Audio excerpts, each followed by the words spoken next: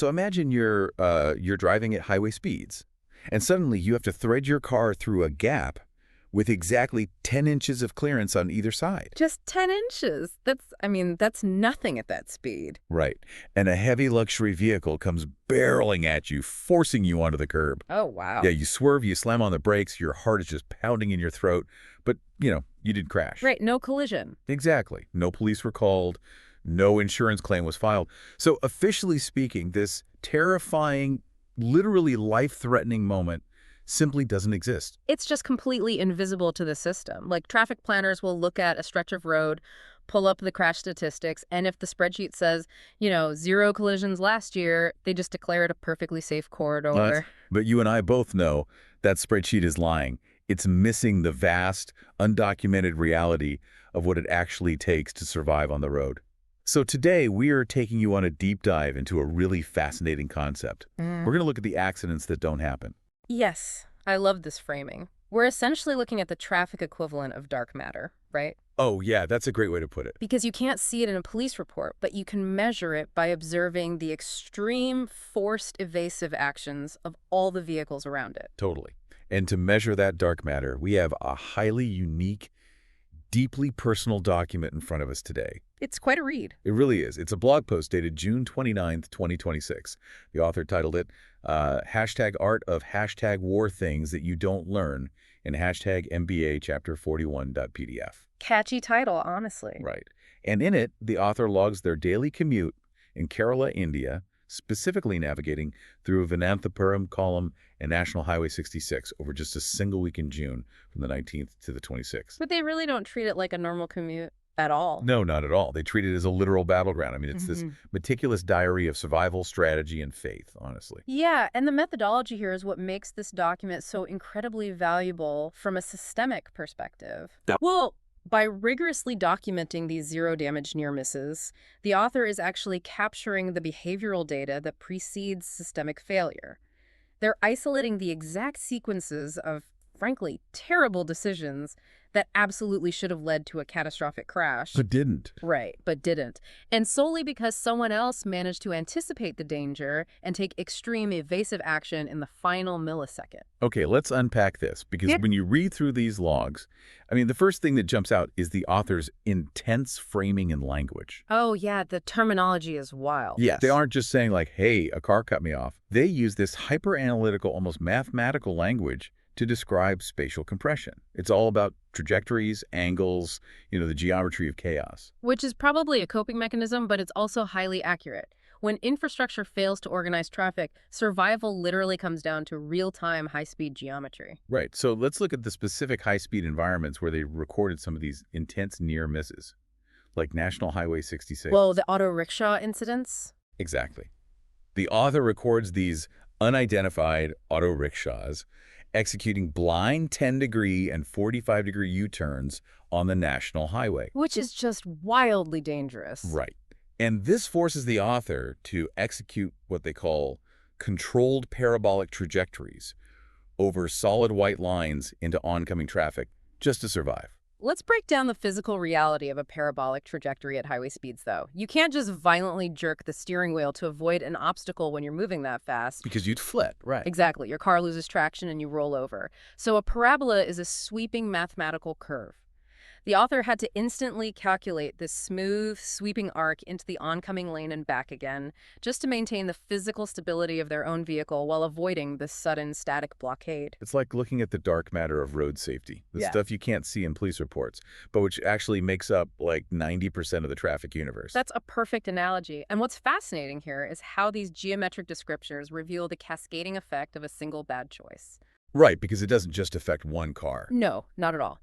By initiating that unsignaled U-turn, the auto rickshaw forces the author to cross a solid white line, which forces oncoming traffic to brake, which forces the car behind them to swerve. It's a massive, synchronized ripple effect of evasions. Born from one unsignaled maneuver. Exactly. And that spatial compression gets even more claustrophobic when we move off the highway and into urban intersections, like the PETA signal on June 22. The bilateral squeeze. The bilateral squeeze, yeah. So they're boxed in by a blue Baleno license plate KL01CJ87XX cutting in from the left, and a white Ertiga KL01CG38XX cutting in from the right, simultaneously. A simultaneous double overtake in a compression zone. That is literally one of the most dangerous scenarios a driver can face. And they leave exactly 0.25 meters of clearance on either side, just 10 inches, forming what the author calls a terrifying inverted V-box. The spatial awareness required to survive an inverted V-box is just staggering. You have 10 inches of breathing room. If you tap the brakes too hard, you get rear-ended. Right. If you accelerate, you clip the converging fenders. You are forced to become a completely passive participant in your own survival until the funnel dissolves. Which is terrifying. And then there's the Kumartanta intersection incident. An Innova taxi slices across the front of the author's car in a curve that perfectly resembles the mathematical integral symbol. The integral sweep. Yeah, the integral sweep. Again, leave just a quarter meter of clearance. When a vehicle cuts across your bow with 10 inches of clearance, they are entirely deleting your safe following distance. They force you to instantly slam on your brakes, which sends a shockwave of sudden deceleration to everyone behind you. Right. So this shifts the discussion, I think, from the geometry of the road to the psychology of the drivers. Because vehicle size and perceived status really seem to dictate the rules of engagement here. Oh, absolutely. They also calls it high-value dominance. High-value dominance, yeah. Like the drilling maneuver they describe. Walk us through that one. Okay, so it's a luxury Lexus LM 350 hours doing 75 to 80 plus kilometers per hour. And it literally forces itself between the author and an oncoming force traveler. Or commercial van, right? Yeah, a massive van. Yeah. And the Lexus leaves less than a quarter inch of clearance, forcing both of those independent vehicles completely onto the pedestrian curb. Right. So the unspoken rule of high-value dominance is that the vehicle with the least to lose physically, in this case, the massive luxury MPV, assumes the right-of-way by force. They are betting that the smaller vehicles will choose to run themselves off the road rather than absorb a head-on collision. It's basically a high-speed game of chicken. And then you have the three-vehicle wall on MC Road, a parked Swift Sair, a swerving Nissan Sunny, and a recklessly overtaking Alto license plate KL16L77XX. All perfectly aligned. Exactly. Forming a literal lateral wall that forces the author completely off the paved road again. But here, I actually want to push back on the author's analysis for a second. Okay, let's hear it. So the author notes that a white Innova overtook them 38 minutes after that Lexus drilling maneuver. And because both the Lexus and the Innova had KL08 district plates, the author suspects this, like regional corridor pattern. Ah, right. Yeah. So I have to ask you, is the author actually spotting a real pattern here? Or are they just seeing ghosts in the chaos of everyday traffic?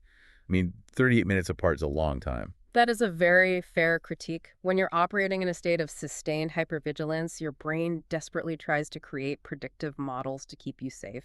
You look for any pattern, you know? Right, to predict the next threat. Exactly. So a shared regional district code 38 minutes apart is almost certainly just a coincidence born of trauma. But if we connect this to the bigger picture... The actual behaviors. Yes. The sheer volume of aggressive, minimal margin overtaking proves a systemic breakdown in lane discipline, regardless of the license plate numbers. Right, the plates don't matter as much as the action. Right. For example, the Honda Amaze rear slam in the school zone.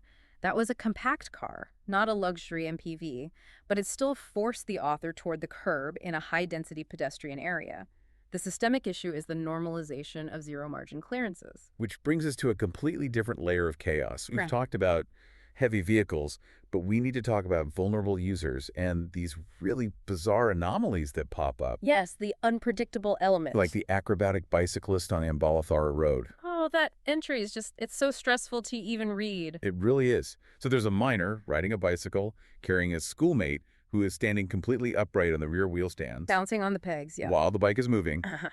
And the passenger panics, falls backward toward the author's bumper, and somehow barely dodges a high-performance TVS Apache motorcycle squeezing through the same gap. Yeah, that is a stark example of infrastructure failure. Totally. And then there were the school corridors. Right. 11th graders literally stepping off curbs into active traffic just to solicit hitchhiking lifts from cars. Using their own physical vulnerability to force cars to stop. Right. And right next to them, there's a TVS Jupiter scooter doing this creeping, zigzagging maneuver just to talk to pedestrians while riding. which forces everyone behind them to make erratic, frustrated overtakes. So what does this all mean? I mean, reading this, it feels like the author is navigating a live-action video game where the rules just keep changing every 10 It seconds. really does. And this raises an important question regarding shared infrastructure.